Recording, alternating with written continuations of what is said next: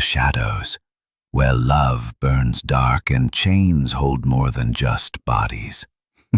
Tonight, step into a world of passion, danger, and obsession. This is Velvet Chains.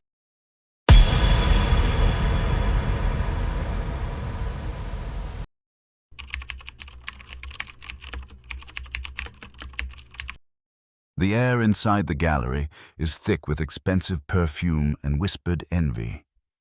Gilded frames line the walls, each holding paintings worth more than my crumbling apartment. My work, a single oil canvas of a fractured moon, hangs in the farthest corner, ignored like a child in the wrong dress at a royal ball. I shouldn't even be here.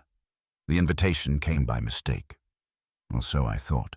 But the moment I stepped inside, I felt it. Eyes on me.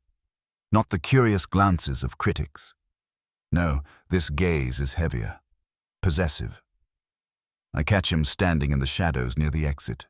Tall, immaculate in a black suit, the kind of presence that makes the crowd unconsciously part around him. He's not looking at the art. He's looking at me. I turn away, pretending to examine a gilded portrait, but I feel the heat of his stare trace the curve of my back. It's almost physical. A leash tightening. When I finally force myself to meet his eyes, the room falls away. Steel gray, cold as winter, but alive with something dangerous. He steps closer, not bothering to hide the fact that he's crossing the distance for me alone.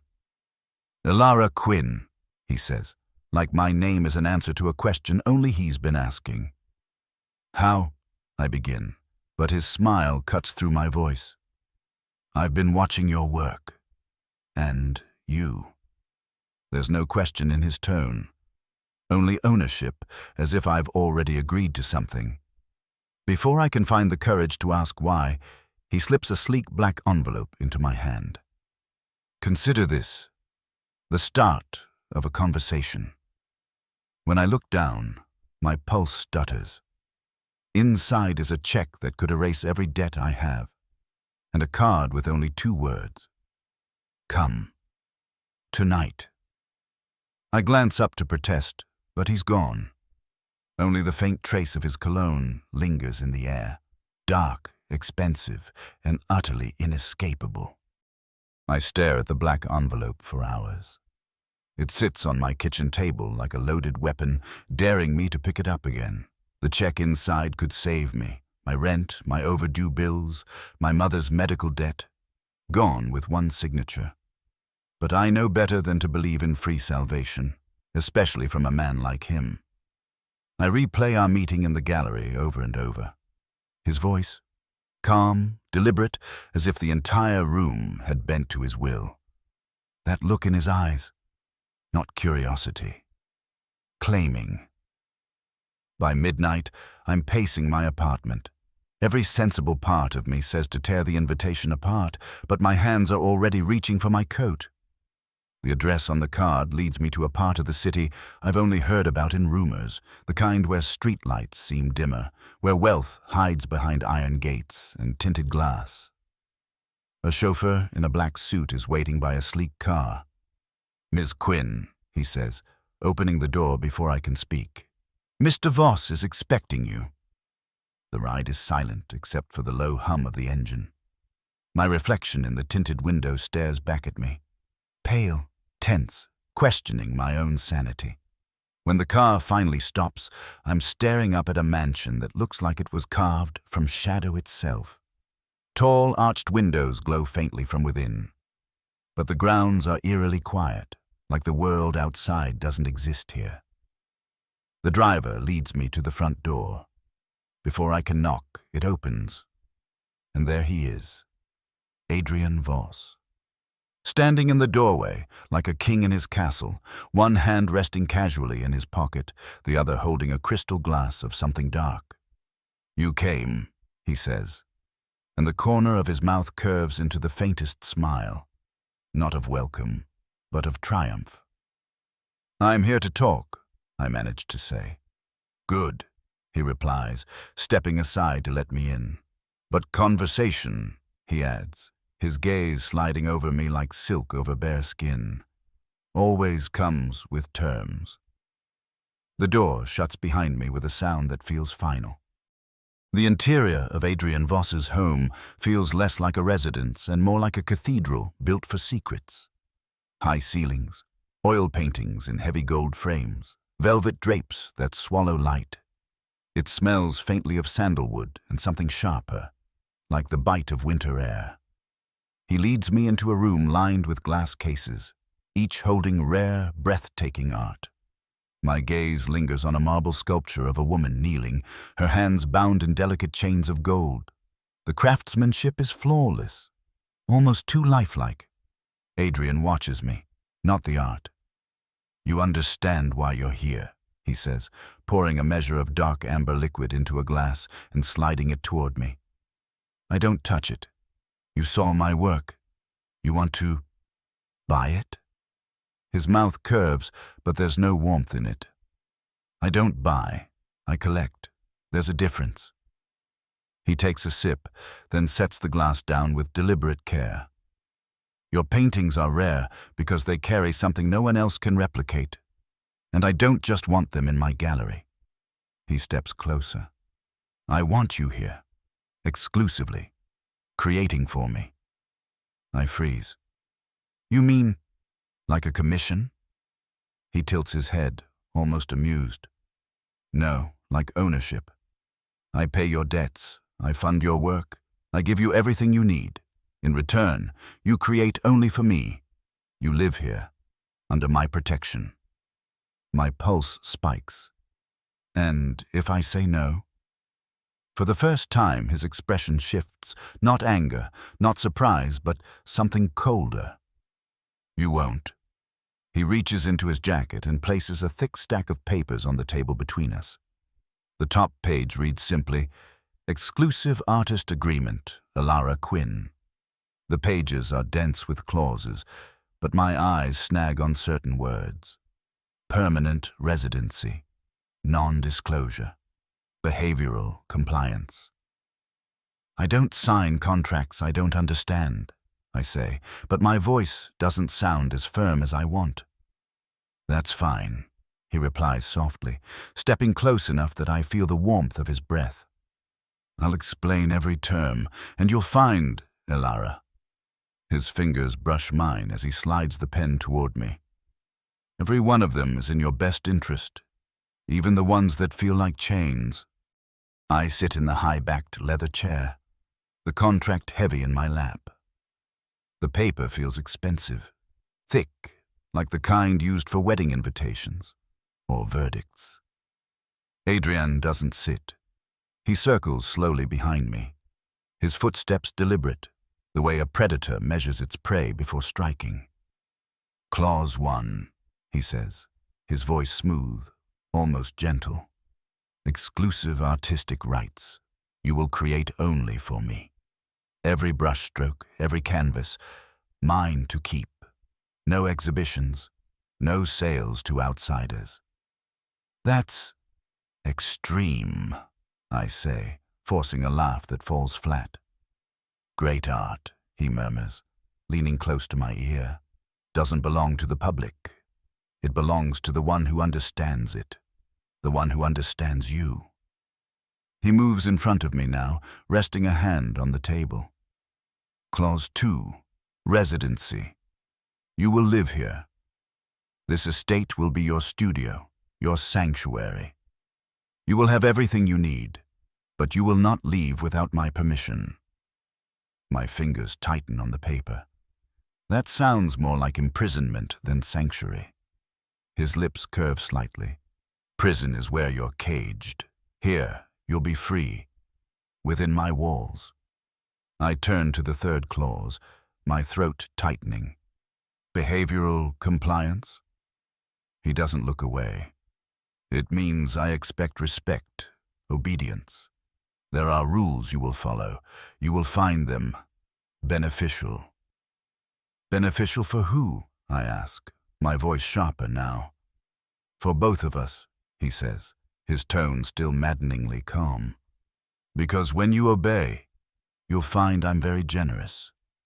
And when you disobey, his gaze darkens, the air between us tightening.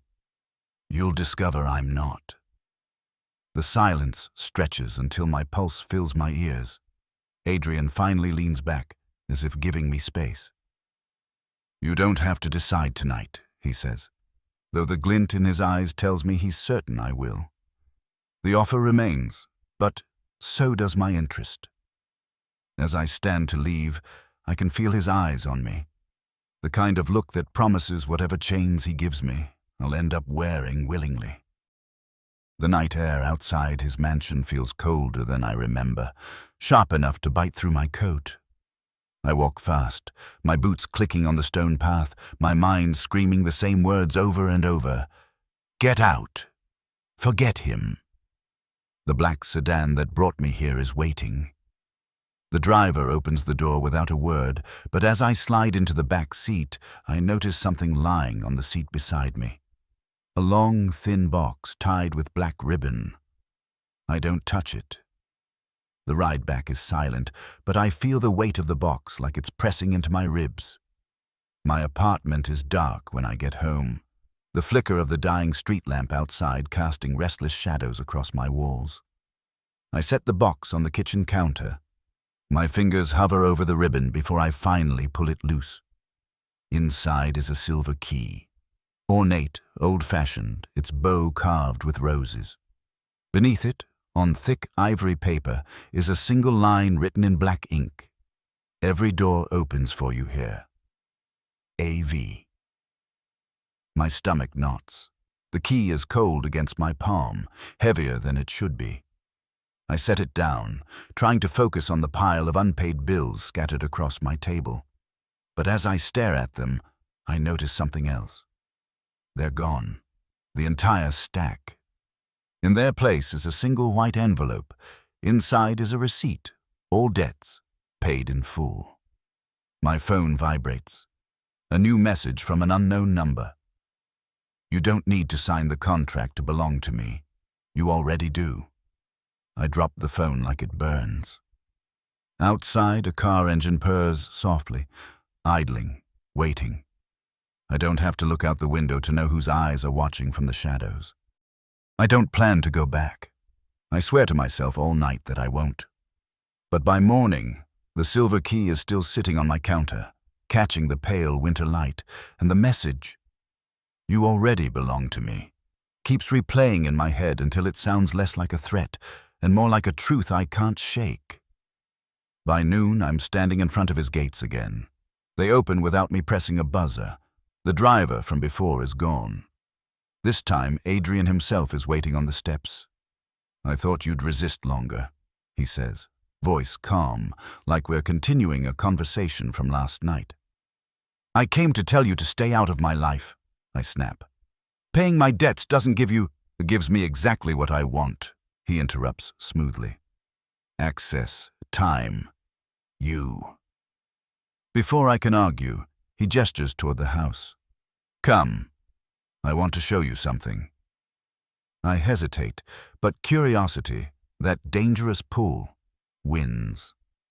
Inside, he leads me down a corridor I didn't see before, the floor covered in deep crimson carpet. At the end is a room that takes my breath away. The walls are lined with canvases, every one of them mine. Not the paintings I've sold or exhibited. No, these are the ones I kept hidden, unfinished, too personal for anyone to see. "How?" I whisper. "I find what I want," Adrian says simply, "and I keep it." I turn to him, anger mixing with something I can't name. "You stole these." "I preserved them," he corrects. "You'd have let them rot in some forgotten studio. Here, they are protected, admired." My heart is pounding. I want to leave, to scream at him, but when he steps closer, lowering his voice, it's not fear that holds me still.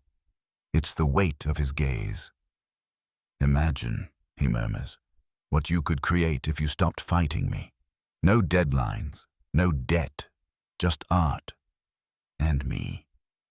It's a promise and a warning in one. And the worst part? A part of me wonders what it would feel like to give in. Adrian doesn't ask if I'll stay. He acts as if the decision has already been made. He leads me from the gallery room into another part of the mansion, a private wing dripping with wealth I can't even put into words. The floors are black marble, the walls hung with rare tapestries. A faint, warm light spills from sconces shaped like golden vines. "This would be your space," he says, opening a set of double doors. The room inside is larger than my entire apartment. Floor-to-ceiling windows look out over a private garden. A massive easel waits in the corner, brushes and paints neatly arranged on a table beside it. The bed, absurdly large, dressed in silk sheets the color of deep wine, sits like a throne in the center. I step inside, hesitant. "It's beautiful," I admit. "It's freedom," Adrian corrects. Then with a faint smile, "A very particular kind of freedom." I turn to face him, my heart thudding. "And what does that mean exactly?" "It means no bills, no begging galleries to take your work, no struggling to survive," he says, taking slow, deliberate steps toward me. "It means you focus only on creation. And me." I feel the air shift as he stops close enough that I can smell him, dark cedar and something sharper. "And in return?" I ask quietly. "In return?" His hand lifts, brushing a loose strand of hair from my cheek. "You give me your loyalty, your obedience. You live by my rules, here in my world." My pulse hammers. "And if I break your rules?" His gaze locks on mine, and the softness in his tone vanishes. "Then you learn exactly why I don't tolerate defiance." The words send a shiver down my spine, not entirely from fear. Adrian steps back, as if giving me space to breathe. "Think on it," he says, heading for the door. "But remember, Elara, luxury is just silk until you realize it can bind as tightly as chains." The door closes behind him, leaving me in the lavish silence, and I can't decide whether I feel like a guest or a possession already claimed. By morning, the room Adrian showed me feels less like an offer and more like a cage. The silk sheets are smooth under my hands, the air scented faintly of roses from the garden below. But every luxury in this place is tied to him, and I don't know if I can live like that. So I decide to push, just a little, to see how far his leash really reaches. I wait until the house is quiet, the staff moving like shadows through the halls.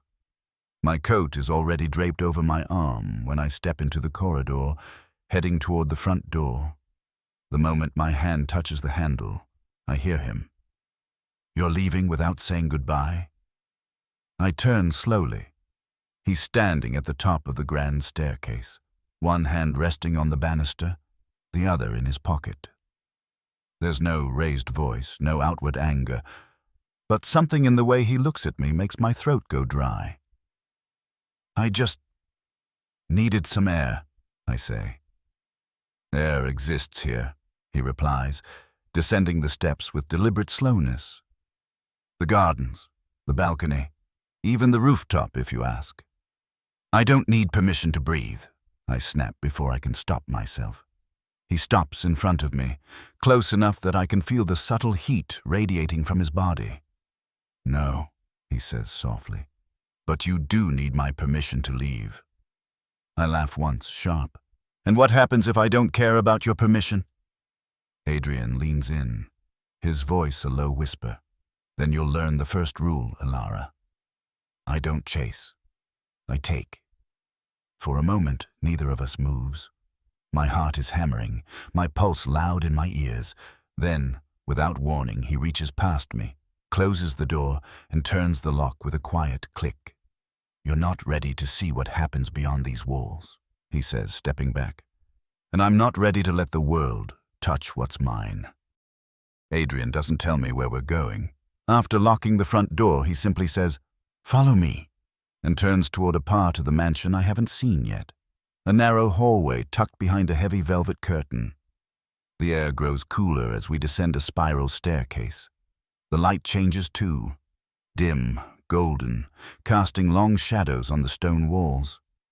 "This house has many rooms," Adrian says without looking back. "Some are for comfort, some for control." We reach a black iron door. He unlocks it with the ornate silver key hanging from his pocket. When it swings open, my breath catches. It's a vast underground chamber, lit by low sconces and a single chandelier. The walls are lined with shelves of antique books and display cases holding strange, beautiful objects. Old masks, jeweled daggers, silver cuffs inlaid with rubies.